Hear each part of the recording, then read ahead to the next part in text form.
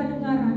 Bukan hanya belajar Bapa, bukan hanya melihat dan mendengar, tetapi melakukan sesuai dengan firman-Mu. Urapi setiap pemberitaan firman-Mu. Hamba ini gak ada apa-apanya Bapa, bahkan gak punya kemampuan apa-apa. Terlebih biarlah Engkau yang bekerja. Roh Kudus dengan leluasa ambil alih setiap hati pikiran kami. Ruangan ini dikuduskan dengan kuasa darah-Mu. Kau semakin bertambah dan kami semua hamba-hamba-Mu semakin berkurang. Hanya di dalam nama Tuhan Yesus kami berdoa dan mengucap syukur. Semua umat Tuhan yang percaya katakan amin. Puji nama Tuhan. Silakan duduk Bapak Ibu Saudara. Shalom. Izin sekali lagi saya sapa jemaat Tuhan di tempat ini. Shalom. Puji nama Tuhan Bapak Ibu. Kalau saat ini kita boleh ada di tempat ini semua karena kasih karunia Tuhan. Boleh PPT tampilkan. Saat ini saya mau kata pepatah Bapak Ibu.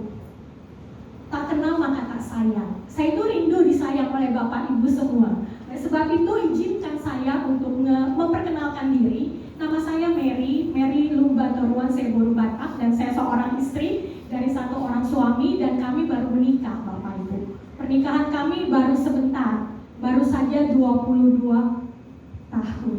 Puji nama Tuhan, karena Tuhan baik, hidup di dalam Tuhan terasa begitu cepat. Dan saat ini kita mau sama-sama belajar kebenaran firman yang bertemakan iman yang bertahan sampai kesudahannya, yang diambil dari 2 Timotius 4 ayat 7 sampai 8 dan Yohanes 8 ayat 21 sampai 24.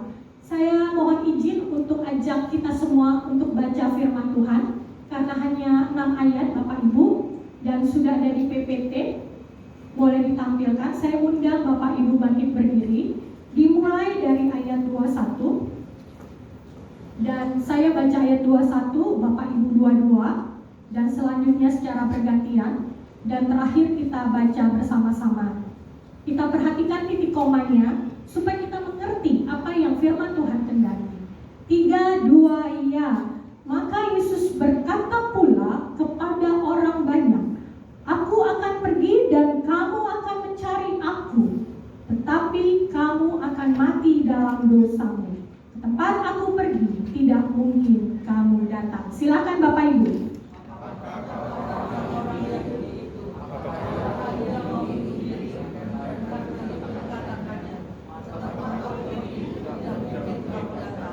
Ayat 23 saya baca kembali. Lalu ia berkata kepada mereka, Kamu berasal dari bawah, aku dari atas. Kamu dari dunia ini, aku bukan dari dunia ini. Silakan ayat 24.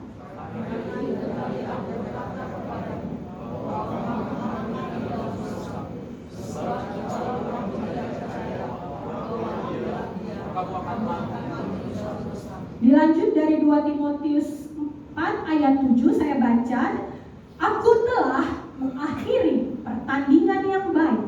Aku telah mencapai garis akhir dan aku telah memelihara iman. Ayat 8 kita baca bersama-sama. Sekarang telah tersedia bagiku mahkota kebenaran yang akan dikaruniakan kepadaku oleh Tuhan, hakim yang adil pada harinya. Tetapi bukan hanya kepadaku, melainkan juga kepada semua orang yang merindukan kedatangannya. Amin. Silakan duduk Bapak Ibu. Bapak Ibu, izinkan saya membuka dengan satu ilustrasi. Ada seorang anak muda Bapak Ibu. Dia businessman. Dia sangat sibuk Bapak Ibu. Dia apa yang dia mau, apa yang dia inginkan dengan mudah dia dapati. Namun dia tidak punya waktu untuk beribadah. Dia tidak punya waktu untuk berfellowship sama Tuhan. Jangankan tiap hari, 2 jam saja dalam 1 minggu dia tidak punya waktu.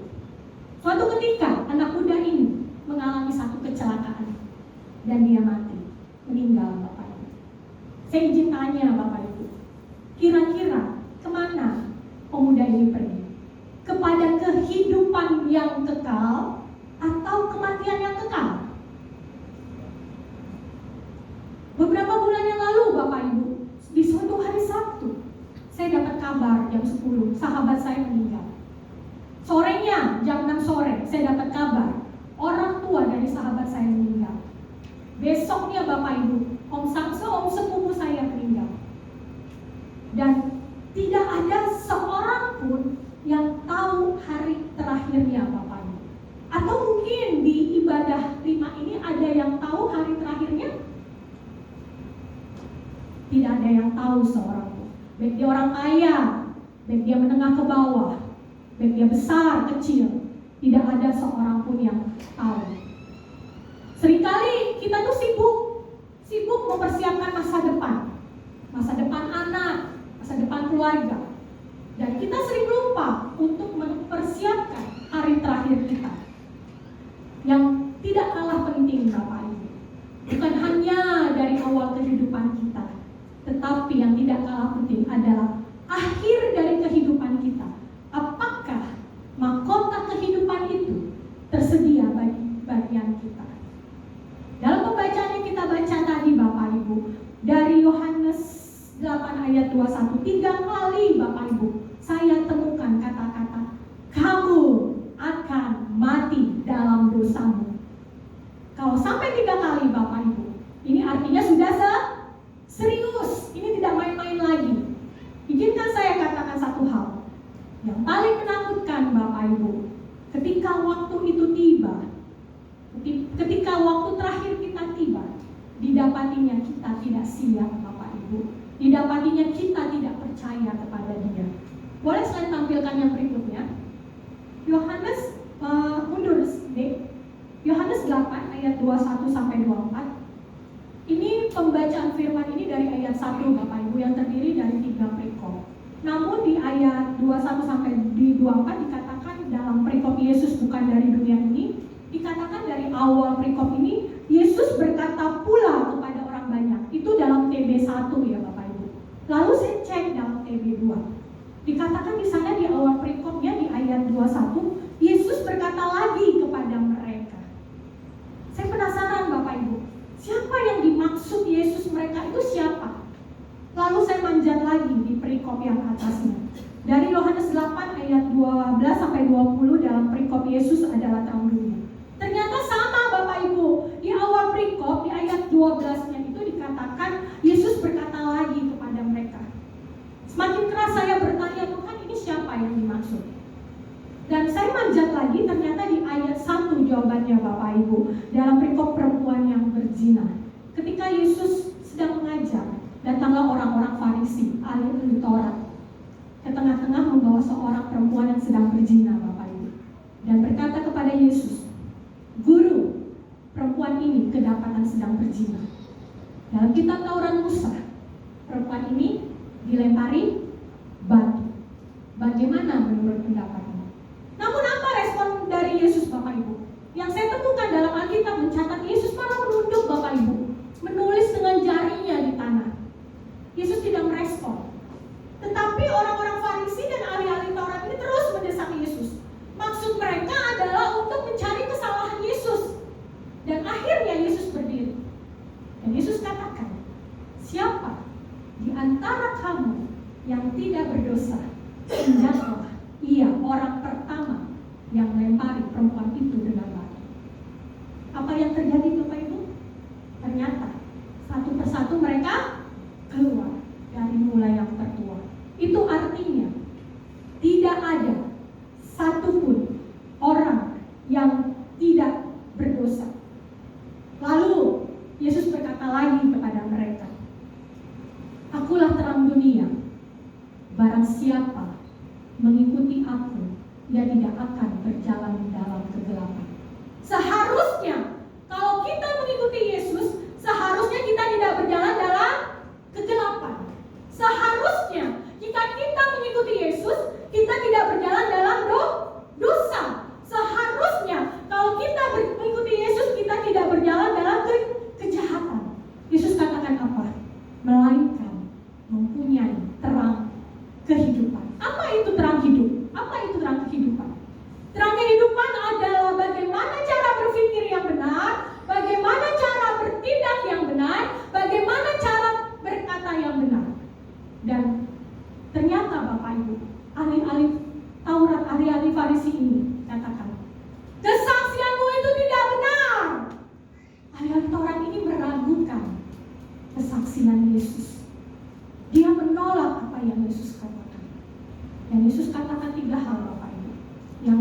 katakan yang pertama, kesaksianku adalah benar. Sebab aku tahu dari mana aku datang dan kemana aku pergi. Kalau aku tidak menghakimi siapapun, kalaupun aku menghakimi, penghakimanku itu benar. Karena aku menghakimi bersama Bapa yang mengutus aku. Lalu yang ketiga Yesus katakan, dalam kitab Tauratmu ada tertulis, kesaksian dua orang adalah sah. Aku memang bersaksi tentang diriku sendiri, namun aku bersaksi bersama Bapa yang mengutus aku. Lalu apa yang dikatakan orang-orang Farisi ini Bapaknya? Lalu di mana Bapamu? Ternyata orang-orang Farisi, ahli-ahli agama yang tahu hukum agama, yang taat agama Bapak Ibu, yang cenderung dianggap orang yang paling saleh, kudus dan sebagainya, mereka tidak mengenal Yesus. Dengan dia katakan, di mana Bapamu? Jawab Yesus, baik aku maupun Bapa tidak kamu kenal. Bapak Ibu, mungkin kita sudah ikut Yesus dari lahir, puluhan tahun, 30, 40, 50 tahun. Tetapi mari kita cek, apakah kita sudah sungguh-sungguh mengenal Yesus? Di luar sana banyak Bapak Ibu yang hanya mengaku mengenal Yesus, tetapi pada akhirnya mereka tidak mengenal Yesus. Lalu Yesus berkata lagi kepada mereka, aku akan pergi dan kamu akan mencari aku, namun kamu akan mati dalam dosamu. Tempat aku pergi tidak mungkin kamu datang. Wow, saya baca ini Bapak Ibu, saya baca berkali-kali, saya renungkan. Ternyata orang yang berdosa tidak bisa datang ke tempat Yesus pergi. Di firman Tuhan yang katakan, orang yang mengaku mengenal Yesus tetapi sesungguhnya dia tidak mengenal Yesus dengan sungguh-sungguh dan dia berdosa, Yesus katakan, kamu akan mati dalam dosamu. Tempat aku pergi tidak mungkin kamu datang. Lalu yang jadi pertanyaannya Bapak Ibu, dosa seperti apa sih yang tidak bisa pergi ke tempat Yesus pergi, yang kita tidak bisa datang ke tempat Yesus pergi? Dosa seperti apa? Kita harus mengerti Bapak Ibu dosa seperti apa, supaya kita bisa introspeksi diri. Oleh sebab itu saya mau mengajak Bapak Ibu, boleh slide selanjutnya. Dari 6 pertanyaan, boleh slide selanjutnya. Who, siapa? Kita harus tahu dulu nih Bapak Ibu, siapa sih yang terancam mati dalam dosa? Lalu why? Lalu what? Apa? Apa itu mati dalam dosa? Kalau kita tidak mengerti apa itu mati dalam dosa, kita nggak akan tahu bagaimana kita cara bersikap. Lalu yang ketiga, why? Mengapa mati dalam dosa bisa terjadi? Dan lebih dalam lagi, kapan sih bisa jadi terlambat? Jangan sampai kita mengikuti Yesus puluhan tahun, tapi kita terlambat Bapak Ibu. Kita harus mengerti kebenaran firman Tuhan ini. Lalu yang kelima, how? Bagaimana? Bagaimana caranya supaya kita tidak mati dalam dosa? Dan yang terakhir jadi perenungan kita, where? Di mana? Setelah kita mengetahui semua pertanyaan itu Bapak Ibu, di mana kita, posisi kita? Disitulah kita bisa introspeksi diri. Boleh slide selanjutnya? Siapa yang terancam mati dalam dosa? Yohanes 8 ayat 24b mengatakan, sebab jikalau kamu tidak percaya bahwa akulah Dia, kamu akan mati dalam dosamu. Orang Farisi ini merasa aman secara rohani Bapak Ibu, tetapi dia menolak terang itu dengan mengatakan kesaksianmu itu tidak benar, merasa tidak butuh Yesus, merasa tidak butuh pertobatan. Dan apa yang Yesus katakan? Kamu akan mati dalam dosamu. Yang terancam mati dalam dosa yang pertama adalah orang yang tidak percaya pada Yesus. Kita lihat introspeksi diri kita dan kita jawab, apakah kita sudah sungguh-sungguh percaya pada Yesus? Lalu poin kedua, siapa yang terancam mati dalam dosa? Yohanes 8 ayat 11 mengatakan, jawabnya, tidak ada Tuhan. Lalu kata Yesus, aku pun tidak menghukum engkau. Pergilah dan jangan berbuat dosa lagi mulai dari sekarang. Bapak Ibu, ketika orang-orang Farisi itu keluar meninggalkan perempuan itu dan tinggal Yesus berdua dengan perempuan itu, Yesus menanyakan, apakah ada seseorang yang melempari engkau dengan batu? Jawabnya tidak ada. Dan Yesus katakan, pergilah dan jangan berbuat dosa lagi. Ini jelas Bapak Ibu. Artinya Tuhan Yesus, Bapa kita, tidak mau umat kesayangannya, saya dan saudara, berbuat dosa. Pergilah dan jangan berbuat dosa lagi. Siapa yang terancam mati dalam dosa? Yang ketiga, orang yang tidak mau melakukan perintahnya. Yohanes 8 ayat 19 mengatakan, maka kata mereka kepadanya, di manakah Bapamu? Jawab Yesus, baik aku maupun Bapakku tidak kamu kenal. Jikalau sekiranya kamu mengenal aku, kamu mengenal juga Bapakku. Dan dikatakan juga dalam 1 Yohanes 2 ayat 3, dan inilah tandanya bahwa kita mengenal Allah, yaitu jikalau kita menuruti perintah-perintahnya. Apakah kita menuruti perintah Yesus? Dan ini firman Tuhan katakan dengan jelas, tandanya orang yang mengenal Allah adalah yang menuruti perintah-perintahnya. Di ayat 4 dari 1 Yohanes 2 ayat 3 ini mengatakan, siapa yang berkata aku mengenal dia, tetapi ia tidak melakukan perintahnya, ia adalah seorang pendusta. Di dalamnya tidak ada kebenaran. Bapak Ibu, siapa yang mengaku kita mengenal Yesus tapi tidak mau melakukan perintahnya, itu adalah orang yang tidak mengenal Yesus, dan itu terancam mati dalam dosa. Agar tidak terancam mati dalam dosa, periksa iman percaya kita Bapak Ibu. Apakah kita sudah sungguh percaya pada Yesus yang mempertahankannya, atau kita malah menjauh dari Yesus? Lalu yang kedua, pertanyaan kedua, apa itu mati dalam dosa?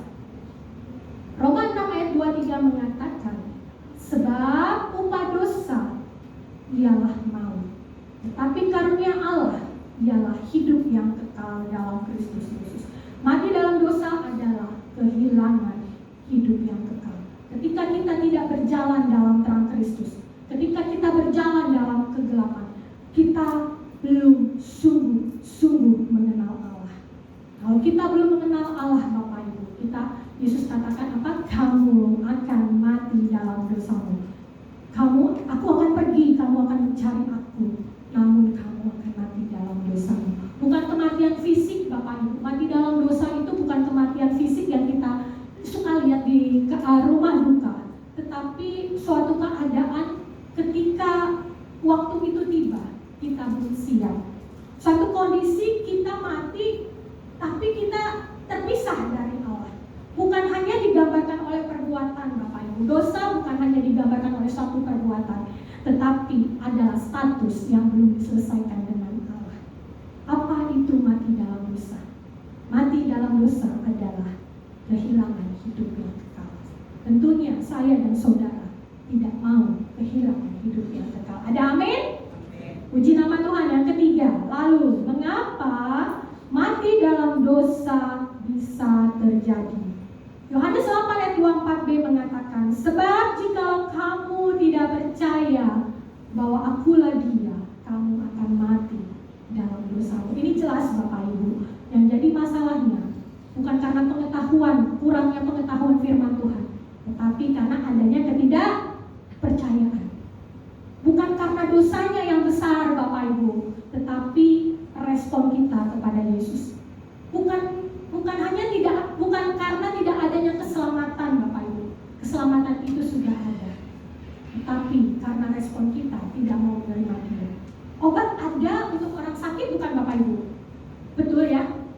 Tetapi kalau orang sakit tidak mau minum obat, apakah dia bisa sembuh Bapak Ibu? Tidak. Itu juga Bapak Ibu, keselamatan itu sudah ada. Namun jikalau kita tidak mau menerima keselamatan itu, tentunya kita tidak bisa diselamatkan.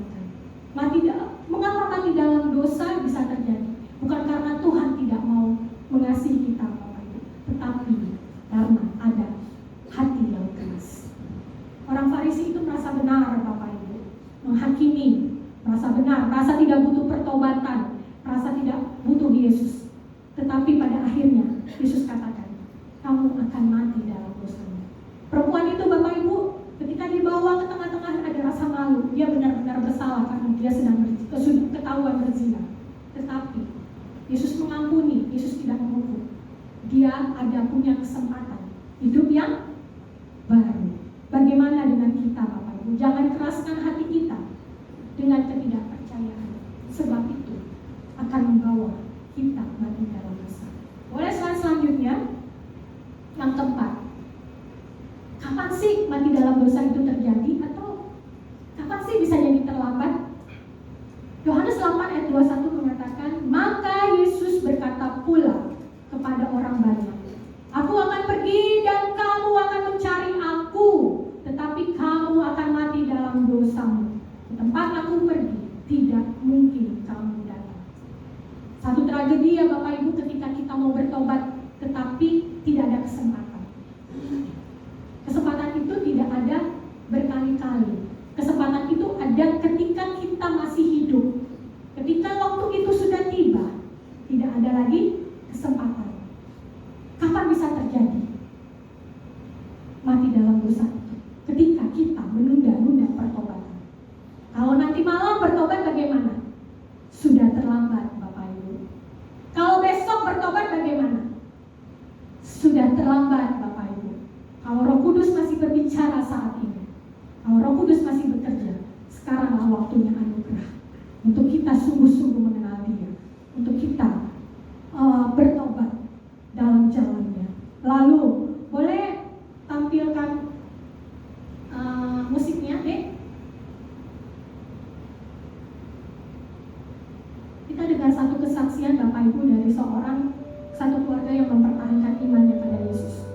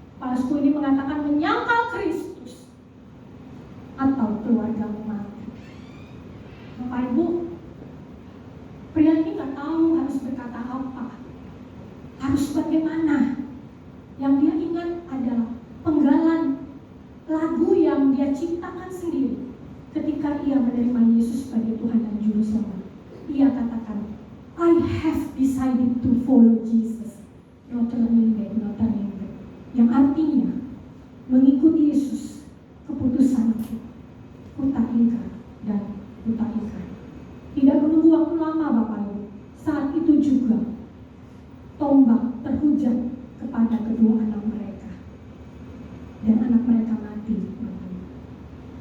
Lalu pertanyaan kedua, dilontarkan kepala suku itu kepada pria itu. Dia katakan, meninggalkan imanmu atau istrimu mati. Pria ini juga tidak menyerah Bapak Ibu. Dia tetap bertahan dengan imannya. Walaupun masalah besar ada di depannya. Dia katakan, do not go with me, still I follow. Yang artinya, meskipun tidak ada yang menyertai, tetap mengikuti. Dia tetap mempertahankan imannya Bapak Ibu. Dan apa yang terjadi? Saat itu juga istrinya mati Bapak Ibu. Dan ketiga kali kesempatan terakhir diberikan oleh kepala suku ini kepada pria itu. Dia katakan, menyangkal Kristus dan meninggalkan imanmu atau engkau pun mati. Pria ini tetap teguh Bapak Ibu. Dia katakan, the cross before me, the word behind me. Salib di hadapanku, firman di belakangku. Dan saat itu, kata-kata terakhir, the cross before me, the word behind me, itu adalah kata-kata terakhir yang terucap dalam mulutnya Bapak Ibu. Dan saat itu juga pria itu mati. Dan satu keluarga ini mati martir Bapak Ibu. Dan hal inilah yang membuat kepala suku ini penasaran Bapak Ibu. Mengapa ada satu keluarga yang mempertahankan imannya kepada satu nama, yaitu Yesus Kristus Tuhan, dengan mengorbankan dirinya dan seluruh keluarganya demi nama Yesus. Dan hal itu juga yang membuat kepala suku ini bertobat dan menyatakan imannya di alun-alun desa tersebut. Dan mulai saat itu, pemberitaan firman Tuhan, Injil tersebar lebih banyak di daerah itu Bapak Ibu.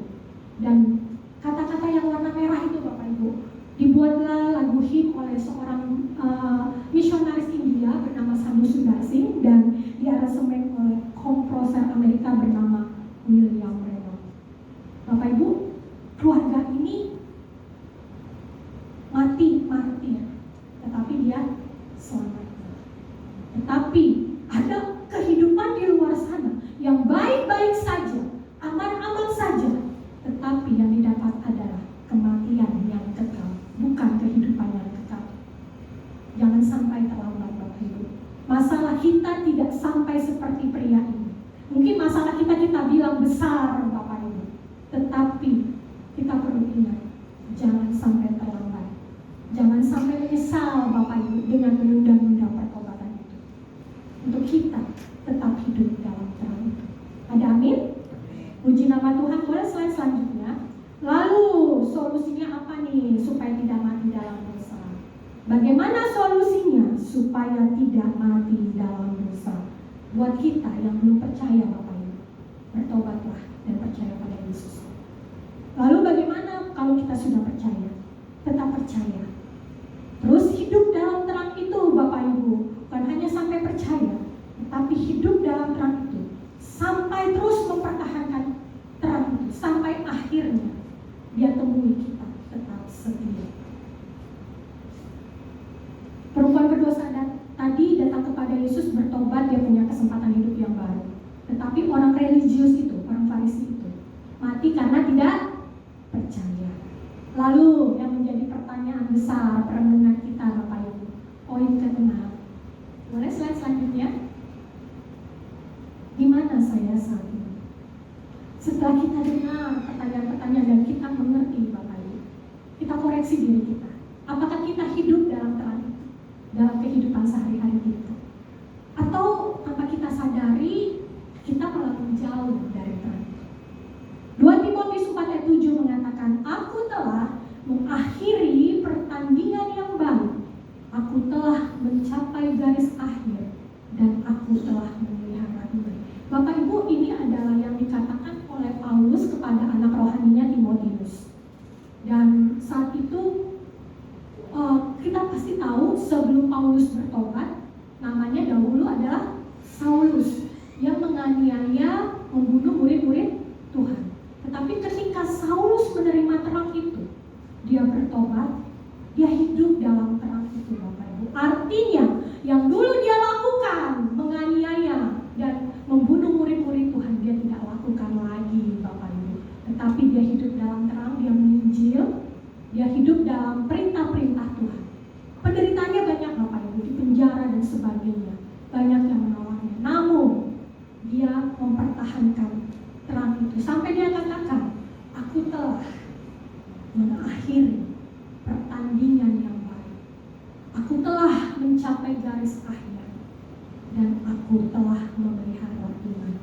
Sekarang telah tersedia bagiku mahkota kebenaran yang akan dianugerahkan kepadaku oleh Tuhan, Hakim yang adil pada harinya. Tetapi bukan hanya kepadaku, melainkan semua orang yang merindukan kedatangannya.